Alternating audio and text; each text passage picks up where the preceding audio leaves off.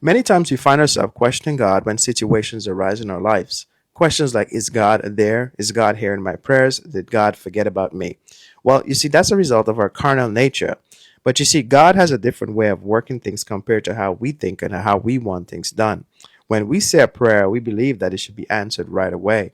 But God doesn't work like that. You see, God knows everything and God knows what's best for us. The Bible tells us in Isaiah 55, 8 and 9, it says, for my thoughts are not your thoughts, neither are your ways my ways, declared the Lord. As the heavens are higher than the earth, so are my ways higher than your ways, and my thoughts than your thoughts. So you see, God knows exactly why He's not answering our prayers according to our desires and according to our wants.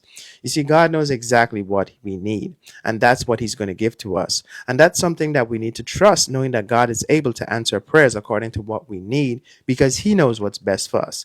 Remember, God knows the beginning from the end. God knows what we need to lead us into salvation. And the most important thing to God is that we're saved. Not that we have a glorious and enjoyable life on earth and then become lost. Now, it doesn't mean that God doesn't want us to enjoy and God doesn't want us to be happy. Yes, He does.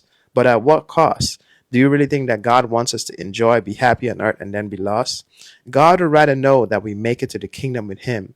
God wants us to be with Him. That's why He paid the price for us at the cross. So remember, when you're going through a struggle, when you're going through a trial, when you're praying and you're thinking that God is not hearing you and that God is not answering your prayers according to what you want, remember that our thoughts can't be compared to God's thoughts, and God's thoughts are higher than the heavens. He knows what's best for us. So let's keep trusting Him. Let's keep abiding in Him, knowing that He's working to lead us to salvation because He's a God who loves us and cares for us.